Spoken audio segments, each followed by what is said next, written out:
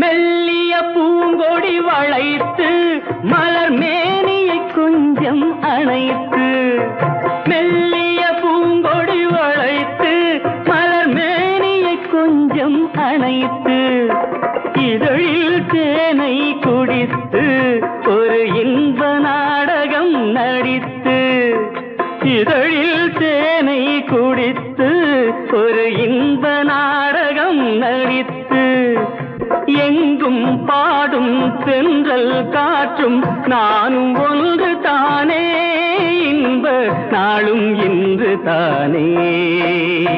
பாடும்போது நான் தென்றல் காற்று, பருவ மங்கையோ தென்னங்கீற்று.